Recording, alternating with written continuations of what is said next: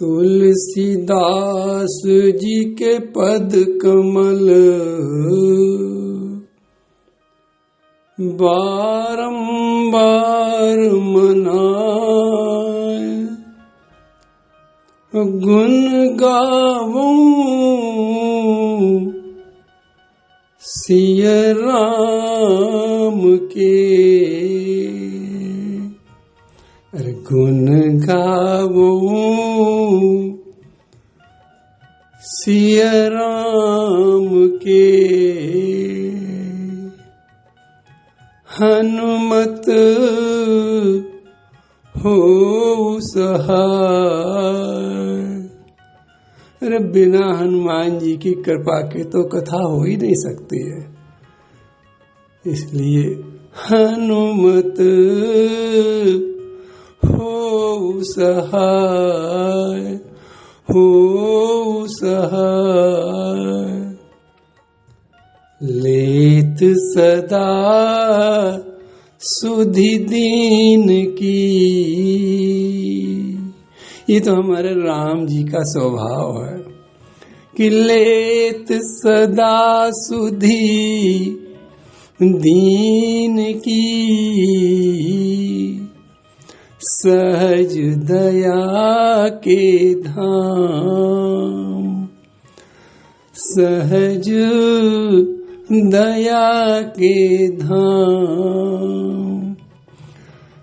जननी जनक इस बालक के, है प्रभु सीताराम,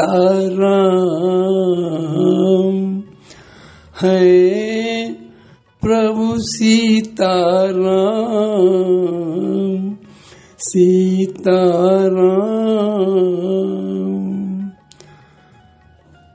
भगवान की कृपा से आप लोग अरण्य कांड श्रवण कर रहे हैं।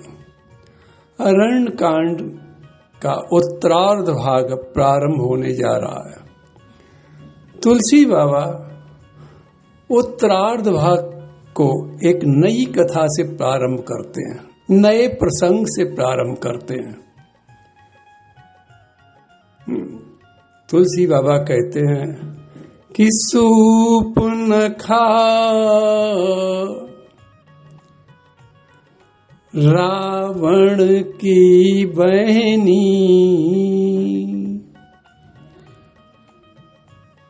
तुलसीदास जी सूप न खा शब्द से अरण्य कांड के उत्तरार्ध भाग का प्रारंभ करते हैं। किसी संत महापुरुष से नहीं करते हैं, बल्कि उस सूप नखा शब्द से कर रहे हैं। समाज को सचेत कर रहे हैं, समाज को बता रहे हैं, सूप नखा के विषय में सावधान कर रहे हैं, हमारा मार्गदर्शन कर रहे हैं। तुलसी बाबा हमारे जीवन का अहम प्रश्न का समाधान कर रहे हैं। तुलसी बाबा कि सूप न खा रावण के बहिनी।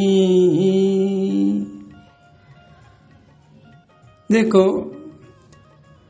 परंपरागत किसी अगर महिला का परिचय दिया जाता है तो यदि वो कन्या की अवस्था में है यानी अविवाहित है तो उसके पिता से उसका परिचय दिया जाता है कि फला व्यक्ति की वो पुत्री है। यदि उसका विवाह हो गया है तो उस महिला का परिचय, उस स्त्री का परिचय उसके पति के द्वारा दिया जाता है कि वो अमुक व्यक्ति की पत्नी है। और किसी कारणवश यदि कोई स्त्री वैधव्यता को प्राप्त हो जाती है तो उसका परिचय उसके पुत्रों के द्वारा दिया जाता है कि अमुक व्यक्तियों की वो माता है। तो ये परंपरागत परिचय है। लेकिन तुलसीदास जी यहाँ उस परंपरा का निर्वाह न करते हुए एक अनोखी शैली से, अनोखे ढंग से सूपनखा का परिचय दे रहे हैं, जबकि सूपनखा कुंवारी नहीं है। सूपनखा वैधव्यता प्राप्त स्त्री है, लेकिन तुलसी बाबा न तो उसके पिता के द्वारा परिचय दे रहे हैं, न उसके पुत्रों के द्वारा परिचय दे रहे हैं, बल्कि परिचय में कह क्या रहे हैं, अनोखी शैली का प्रयोग किया तुलसीदास जी ने कि सूपनखा रावण की बहिनी। रावण कै बहिनी? रावण का अर्थ रुलाने वाला। रावण अत्याचारी, अधर्मी, चरित्रहीन, निरंकुश, स्वतंत्र रहने वाला, किसी की सलाह न मानने वाला, सबको अपने वश में करने वाला और काम वासना का आधिक्य उसमें था। तो सूपनखा का परिचय रावण के द्वारा बाबा देते हैं, यानी बताना चाहते हैं कि जैसा रावण उसका भाई था, वैसी ये बहन स्वतंत्र रूप से विचरण करने वाली है, किसी के अधिकार में नहीं रहने वाली, किसी के नियंत्रण में ये रहने वाली नहीं है, और वासना इसमें बहुत भरी पड़ी है। ये माया रूपी, जिस प्रकार रावण भी अनेक रूप धारण कर लेता था, वही से ये भी अनेक रूप धारण करने वाली है। तो इसलिए तुलसीदास जी रावण से जोड़कर हमें सावधान करते हैं कि ऐसी स्त्री से सावधान हो, समाज में रहो। और परिचय देते हुए बहुत अच्छी बात बताते हैं कि देखो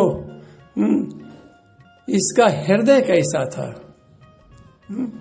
कि दुष्ट हृदय, यानी इसका हृदय दुष्ट है। और उपमा क्या दे रहे हैं, जैस दारुण अहिनी। सर्पणी के उदाहरण से उसके हृदय की को बता रहे हैं। सर्पणी में क्या विशेषता है कि वो अपने बच्चों को ही खा जाती है। संसार में प्रत्येक प्राणी, चाहे वो नर्तन में हो, चाहे वो पशु के तन में हो, चाहे जलचर हो, चाहे थलचर हो, चाहे नवचर हो, प्रत्येक जीव अपने संतान से बहुत प्रेम करता है, संतान की सुरक्षा करता है, संतान को पालता पोसता है। लेकिन एक केवल सर्पणी ही ऐसी होती है जो अपने संतान को ही खा जाती है। तो सूपनखा के हृदय की तुलना सर्पणी से कर रहे हैं बाबा।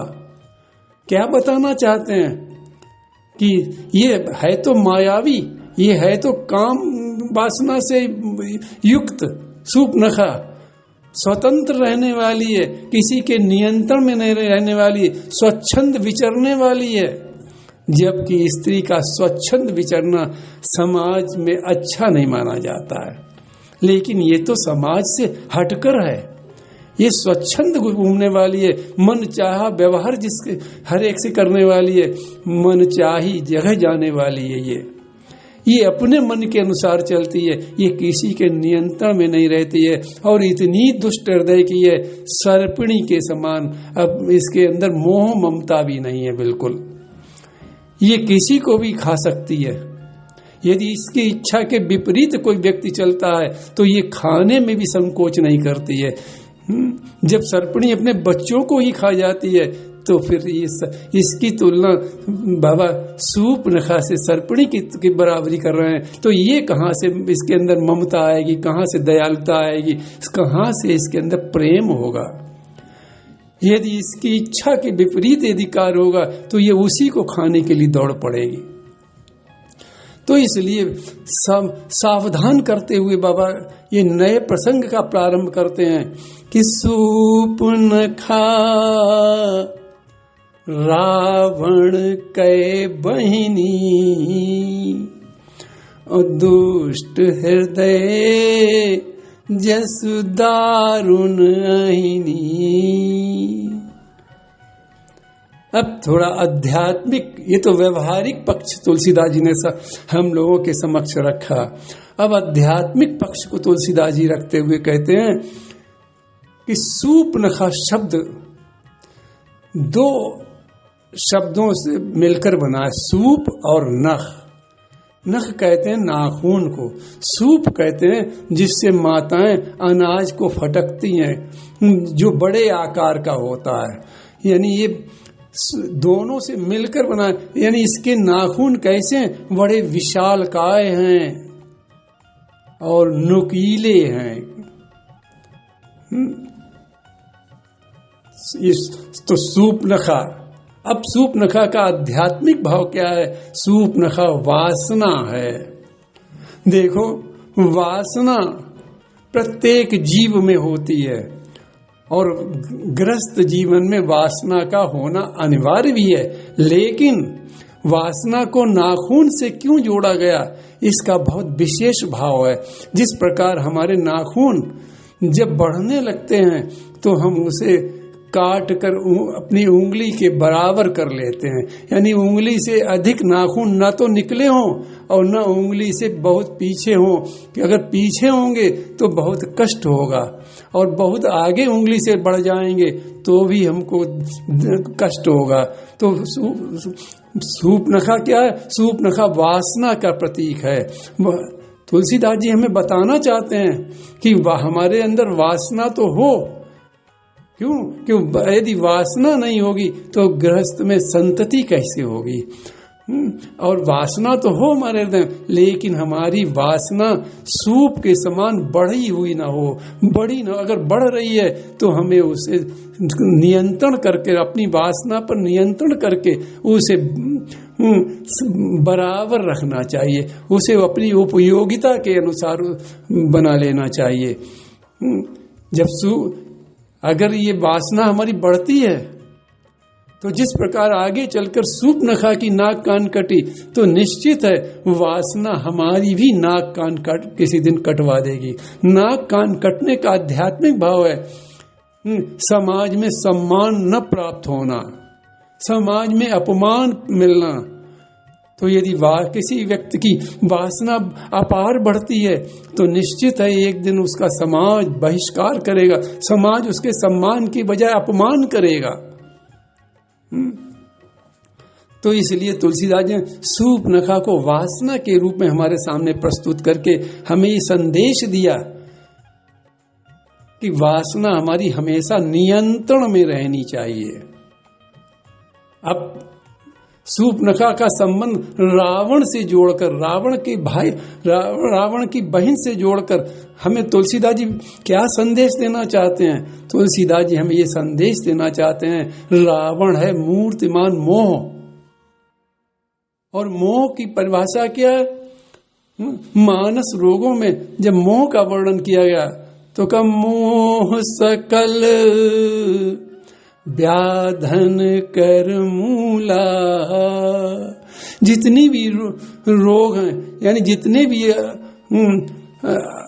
हमारे शरीर में दुख देने वाली बातें हैं, वो सब पैदा कहाँ से होती हैं? कब मोह से पैदा होती हैं।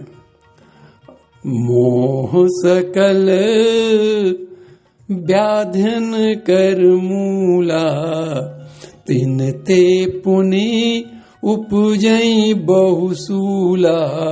हम मोह के कारण ही हमें कष्ट मिलते हैं अनेक प्रकार के। मोह की साधारण शब्दों में यदि परिभाषा की जाए कि कितनी भी हमारे पास वस्तु हो और हम और पाने की इच्छा निरंतर हमारी बढ़ती चली जाए, हम कभी संतुष्ट न हो, तो हम मोह से ग्रसित हैं। और यही मोह हमारे दुख का कारण भी है। वैसे संत तो इतना कहते हैं कि साईं इतना दीजिए जामे कुटुंब समाए, मैं भी भूखा न रहूं, साधु भी भूखा न जाए।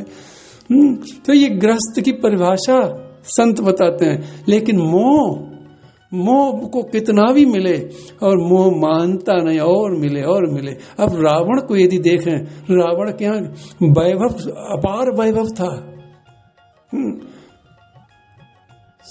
अपार वैभव था, और तमाम सुंदर स्त्रियां थीं उसके पास, और उसमें भी मंदोदरी का परिचय जब बाबा ने दिया तो देखो किस ढंग से दे रहे हैं कि मैं तनुजा कर मंदोदरी नामा परम सुंदरी। उस काल की परम सुंदरी थी मंदोदरी, परम सुंदरी नारी ललामा। लेकिन रावण संतुष्ट नहीं था एक स्त्री से। देव यक्ष गंधर्व नर किन्नर नाग कुमार जीत बरी निज बाहुबल बहु सुंदर बर नारी। कोई किसी प्रजाति की कन्या छोड़ी नहीं उसने, देवताओं की कन्या, यक्षों की कन्या, गंधर्वों की कन्या, किन्नरों की कन्या, मनुष्यों की कन्या। जो सुंदर कन्या देखता था रावण, या तो उसको जीत लाता था या अपने बाहुबल के पर उठा लाता था। क्यों? क्योंकि वो मोहग्रस्त था। धन अपार था, लेकिन फिर भी मोहग्रस्त होने के कारण अपने भाई के का विमान छीन लाया। एक बार कुबेर पर धावा पुष्पक यान छीन ले आवा। ये मोह है, जो संतुष्ट न कभी हो वो मोहग्रस्त है, और मोहग्रस्त होने के कारण व्यक्ति के जीवन में अनेक प्रकार के कष्ट आया करते हैं। तो इसलिए रावण से जोड़कर शूर्पणखा को तुलसीदास जी बताना चाहते हैं कि ये वासना किसकी बहन है? का मोह की बहन है, मोह की बहन है। और वासना मोह को हमेशा भड़काने का काम करती है। तो तुलसीदास जी ये आध्यात्मिक पक्ष हमारे सामने रखते हैं कि मोह तो हो, लेकिन उस मोहग्रस्त जीवन में मोह अवश्य होगा, लेकिन मोह अपनी सीमा में बना रहे, केवल अपार न जाए। तो वो मोहग्रस्त के लिए ठीक भी है, लेकिन ऐसा न हो रावण जैसा मोह हो जाए कि कभी संतुष्ट ही न होने वाला मोह। तो उस मोहग्रस्त रावण की बहन कौन है? का शूर्पणखा, यानी वासना उसकी बहन है। तो तुलसीदास जी का परिचय क्या कर दे रहे हैं? हमें सावधान कर रहे हैं उससे कि ये वासना कैसी अनियंत्रित वासना है। ये इसके नाखून सूप के समान, यानी अनियंत्रित वासना है। इसकी वासना का कोई छोर नहीं है। ये वासना इसकी अपार बढ़ी हुई है। ये बताकर तुलसीदास जी सावधान करते हैं कि वासना बढ़ी नहीं होनी चाहिए। यदि बढ़ी होगी तो संसार में अपमान झेलना पड़ेगा। तो शूर्पणखा रावण के बहिनी दुष्ट हृदय जस दारुण ऐनी। पंचवटी सो गई एक बारा देखी विकल भई जुगल कुमारा। पंचवटी सो, कौन सो? यानी ऐसी वासना युक्त, ऐसी अपार वासना वाली मोह की बहन, अपार वासना वाली शूर्पणखा एक बार पंचवटी गई। और पंचवटी में उसने क्या देखा? देख विकल भई जुगल कुमारा। राम जी को और हमारे लक्ष्मण जी को देखा तो विकल हो गई। देखो, यदि दर्शन की या लालसा से विकल हो गई तब तो अच्छा है, लेकिन नहीं, वो काम वासना की इच्छा से विकल हुई। जिस परमात्मा के दर्शन के लिए संत महापुरुष तप किया करते हैं, साधना किया करते हैं, समाधि किया लगाया करते हैं कि प्रभु का दर्शन हो जाए, और दर्शन पाकर सुखी होते हैं, शांति पाते हैं, वहीं सूर्पनखा वासना, अनियंत्रित वासना वाली सूर्पनखा राम जी को देखकर और लक्ष्मण जी को देखकर विकल हो गई, व्याकुल हो गई। और व्याकुल इसलिए नहीं हुई कि हमको हमेशा दर्शन मिले ना, व्याकुल तो इसलिए हुई कि किसी प्रकार हम इनको पा जाएं। यानी ये मानसिक विकृति है इसकी, ये वासना की विकृति इसके मन में है, इसलिए इसको विकलता हुई, संतुष्टि नहीं, विकलता हुई। तो इसलिए तुलसीदास जी लिखते हैं कि पंचवटी सो गई एक बारा, देखी विकल भई जुगुल कुमारा। अब सूर्पनखा के परिचय का प्रसंग आज यहीं विश्राम होता है। कल उसकी आगे की कथा भगवान की कृपा से प्रारंभ होगी। आज यहीं विश्राम होता है। प्रभु के चरणन में सदा पुनि पुनि करूं प्रणाम, यही कहूं भूलूं नहीं मेरे प्रियतम राम, मेरे प्रियतम राम। इन्हीं शब्दों के साथ आप सभी भक्तों के श्री चरणों में मेरा बार बार प्रणाम है। स्वीकार करें, आप स्वीकार करें।